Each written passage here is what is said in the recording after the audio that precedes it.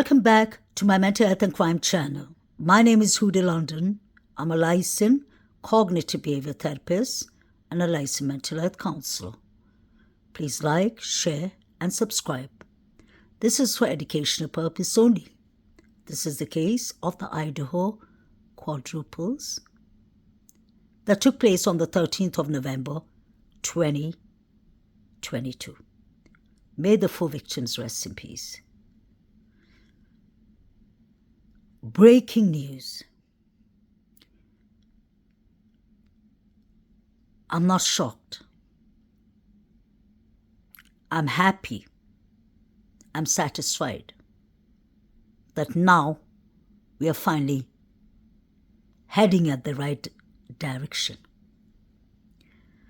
The breaking news is that 3 unidentified mixtures of male DNAs were found under the nails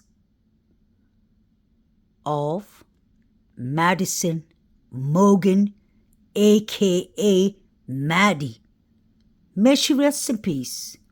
Maddie was the first victim to be deleted. That's what we were told.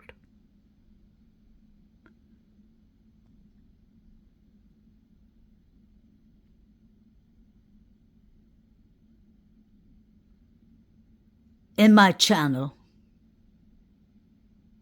and especially myself, I always believed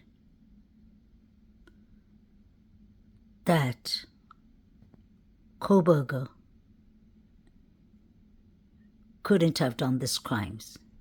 And if he did these crimes, he couldn't have done it by himself.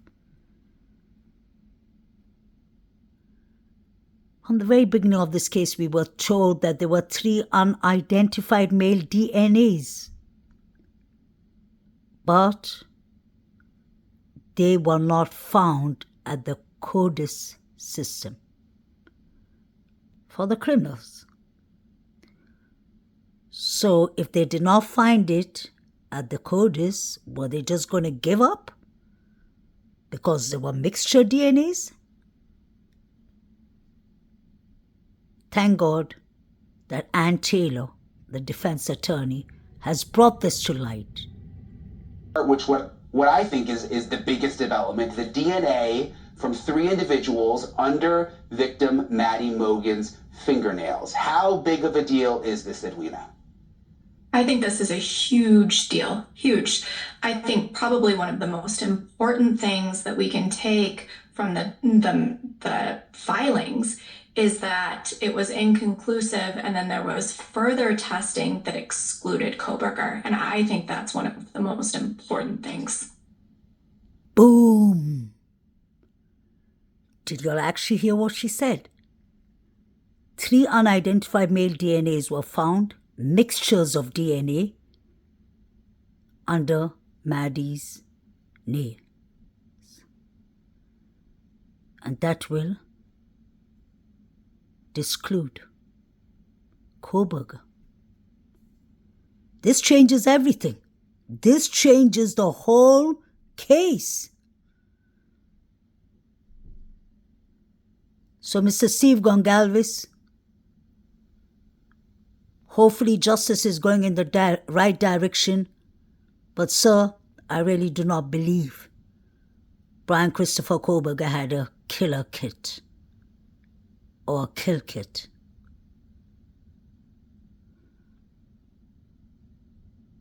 Idaho Moscow was willing to sacrifice a person, a young man from Pennsylvania, for these horrific crimes when he had no motive, he had no target. Is it because he just looked odd or weird? Or did he look like an easy pick to be used as a patsy? Just a question. Nothing more. This is not right, and this is not fair. This young man has been arrested for 2 years and 4 months for maybe being at the wrong place at the wrong time. He could have been there. He could have been driving around the area, but maybe not for 1122 Kings Road. Maybe for his own life. Maybe he has friends there. Maybe he was visiting someone there. It was a Saturday night. Maybe he was chilling with somebody there. But because a white car passed near 1122 Kings Road was enough for a probable cause and the knife sheet, it was wrong from the very beginning to arrest someone when 911 wasn't called for 8 hours. But if you go according to the timeline of 3 to 4, then the police weren't called 9 hours. Now, isn't that a federal crime? The DM and BF did not call the police for 8-9 hours. What was the reason? They were texting each other. Remember what Ann Taylor said in the last hearing? She said DM heard somebody running from the 3rd floor to the 2nd floor, back to the 3rd floor, and then landed in the 2nd floor, which was not true. According to Ann Taylor, she said that couldn't have been the way it happened because obviously she has all the evidence. And then she said Dylan Mortensen, the surviving roommate, said she did not know if she was dreaming or not. Now, as a mental health counselor, I find that to be serious. Did y'all put DM under psychiatrist evaluation? Did y'all put her under therapy? And the same goes for everybody at the crime scene.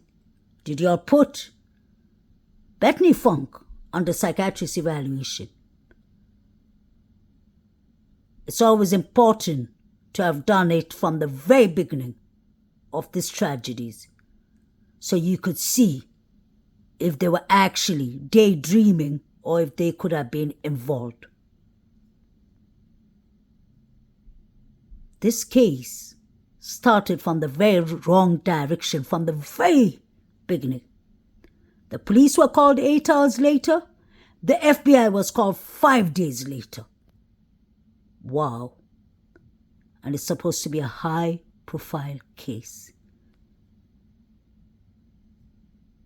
This is good news for me. In fact, this is good news for Brian Christopher Koberger.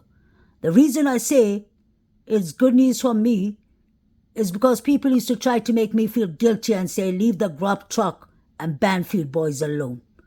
One of the boys in the Banfield has one glove on, and one glove was found outside the house.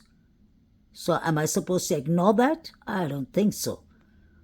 People in the grub truck are carrying machetes. Am I supposed to ignore that? No. I refuse. And I'm glad that I stood for my principle. If justice is going to be served, justice needs to be served in the fullest, in the correct manner. Because this is really a dangerous game. Koberger could actually be innocent, and that is not the worst of it. The worst is that there are actually 3 suspects who just did a quadruples in your town that y'all are protecting. And that is scary. That is really scary. This sounds like music to my ears. Let's replay this. Development, the DNA from 3 individuals under victim Maddie Mogen's fingernails. How big of a deal is this, Edwina? I think this is a huge deal, huge. I think probably one of the most important things that we can take from the filings is that it was inconclusive, and then there was further testing that excluded Koberger. And I think that's one of the most important things.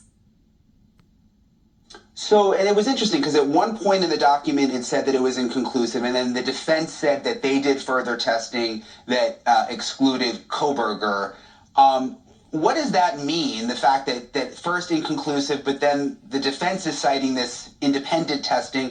And then why wouldn't they want it kept in, Edwina, if it shows that it wasn't him? Why are they trying to get it thrown out ahead of trial? I think that the defense argument there is that the inference from what we can deduce from what this testimony was at the grand jury is that the state wants to infer that it was Koberger, despite the fact that it was inconclusive. So I think that the defense is wanting to insulate against any inference whatsoever that the source of that DNA is Koberger. What do you think it means that that it's three individuals, according to this filing? Three individuals' DNA found under the fingernails. What could that possibly indicate? Well, I mean, with DNA evidence, and especially how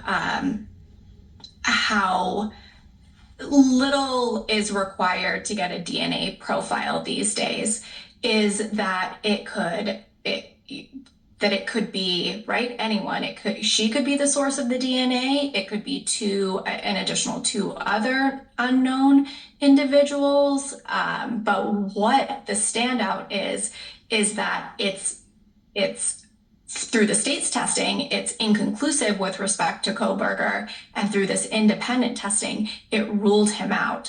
So I'm not sure why the defense would want the DNA evidence thrown out if they have reliable expert testing that shows that excludes Koberger from that DNA profile. Yeah, so if the initial testing is saying inconclusive and the state additional testing is saying that Koberger has been ruled out from the DNA under Maddies' fingernails, can they present both sides to the jury, or does the judge end up making a decision about which testing was more reliable? How does that work? Well, theoretically, they can present both sides, right? The defense is absolutely entitled to put on whatever defense evidence that they have. However, depending on what this testing, this independent testing is and how reliable it is, I wouldn't be surprised if we see a state's motion trying to exclude that independent testing. It's been so frustrating, Edwina, for those of us following the case, because so many of the court documents have been sealed. We've been kept out of hearings. They don't let us in for some of these hearings. And now the judge has come out and said that he's upset by it, that he doesn't believe that the defense should continue to file these motions under seal, that the public deserves to know more. Do you think we're about to get a treasure trove of information in the next couple of weeks, suddenly out of this court, that we weren't expecting, now that the judge seems to say, hey, we want more stuff public? I do. Absolutely. I think with Judge Hippler presiding, as what we've seen in his rulings, and with this, the latest order, the tides are changing, and we are seeing more information than we've seen during the pendency of this case in a few short months. Absolutely, the tides are changing. Short months, absolutely, the tides are changing. And that is the correct Yeah, I mean, we got that in. Should happen. Yeah, and listen, as a journalist, that's the way I feel, obviously. Thanks for watching. Rest in peace, Maddie Morgan. Maybe Maddie will end up solving this case. If this was under gag order all the time, I wonder, and I've always wondered about the fingernails, but I want to know the results of Xana's fingernails, because Xana fought for life, and her fingers were badly damaged or injured. So now let's try and figure this out. We had 2 surviving roommates who did not call the police. Very important. For 8 hours. Mind you all, let's be mindful. If you go back to the previous timeline, that means they did not call the police for 9 hours. If you're going to, according to the timeline, 3 to 4. So if they found 3 unidentified mixed male DNAs,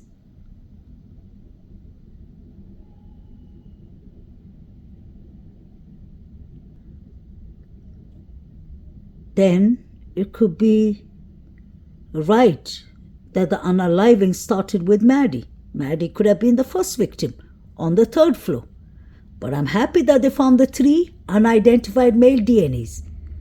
So that means, in my opinion, one of them was bleeding and touched the railing and left his DNA there.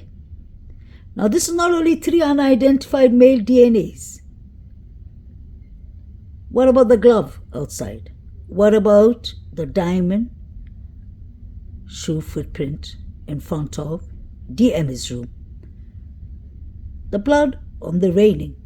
3. Now we have 3 unidentified mixed DNAs under Maddie's nails. How many people were actually in the house? Let me guess. In my opinion, my humble opinion, the 3 Banfield boys, Saeed, that will make 4, the 4 figures running, that will make 8, and we don't know how many others. We saw 4 figures running. The Banfield boys did come from that direction. So did Saeed. And the timing was very odd. It couldn't have been a coincidence. So we are getting to the truth, hopefully. Now, if Judge Hippler decides to drop this independent results or whatsoever, then clearly they're being biased, in my opinion. Being on this case since the beginning for 2.5 years, is really frustrating to know and to see that I put in so much hard work, and I've always been showing the grub truck, Banfield, people carrying the victim or victims allegedly yelling, "Stop it, stop." It could have been them. And it came from the direction of 1122 Kings Road. If Moscow, Idaho had nothing to hide, why didn't you call the FBI immediately? Question number 1. If there was nothing to hide, why was the timelines changed? Is it because you got misinformation from the suspects themselves? Sigma Chi fraternity boys. The reason I say that, a fight broke out at Sigma Chi. Or is it Showalter that is being protected since he comes from a very privileged family, allegedly? Somebody's being protected here. Jagdi, why didn't you answer your calls?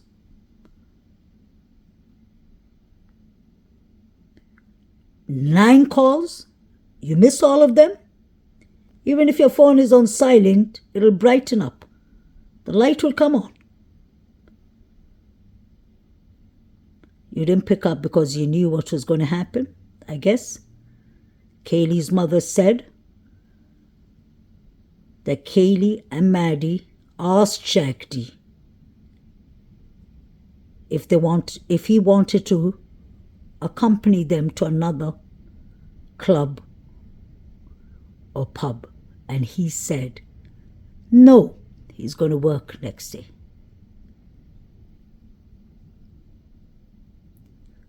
Showalter said clearly, "You know we're going to get you for this, Maddie." And Maddie was the first victim. Do I need to say anything more? I've always said make this make sense. But now I'm happy to know that the truth is coming out.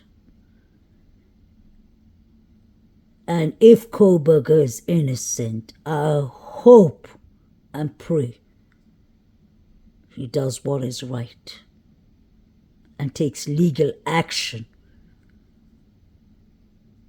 You wanted to delete a young man who came from the other side of the United States, came from Pennsylvania to Idaho, Moscow, to Washington, Pullman. And you wanted to unalive him with a firing squad when it could have been your students who did these horrific crimes. And I have evidence that they have done it, because look at the weapons they're carrying at the grub truck. Knife crime is high in UK. We see people getting stopped carrying machetes that are maybe 30 inches. And what I saw at the grub truck, many people agreed with me, and many people were being negative, saying you need to leave the Banfield boys alone. Explain to me, well, what were the Banfield boys doing out at 2:54 a.m. coming from the direction of 1122 Kings Road?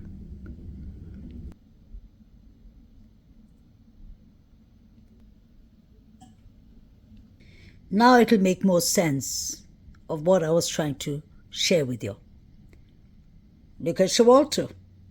Showalter is carrying something in his jacket, and that's a weapon.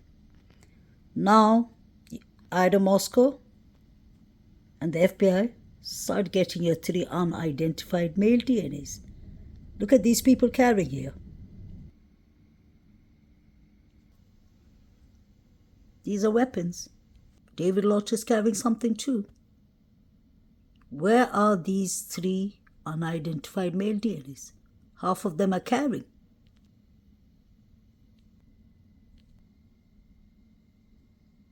People with masks were seen outside 1122 Kings Road. The photo was apparently taken around 3 a.m. at night. Could this just be a coincidence? The one in the pink is allegedly DM. Here we have Jack D.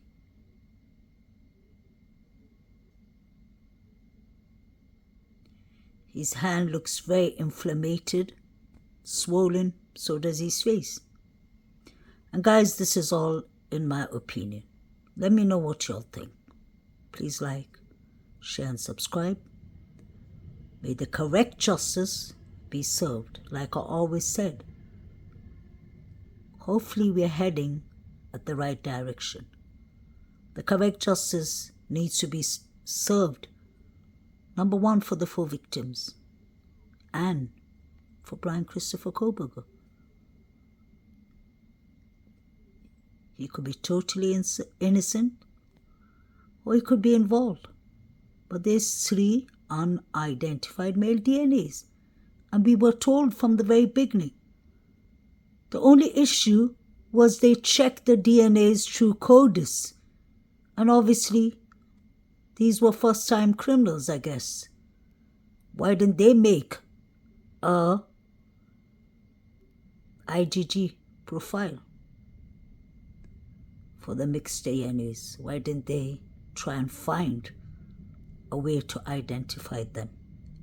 We live in a time where modern technology is very advanced, especially in technology, in data technology, especially in DNA, where we don't live in the 1950s. Why was the FBI called 5 days later And why was the police called 8 hours later? Now we know that the knife sheath most likely was planted on Maddie's bed. Have a lovely day.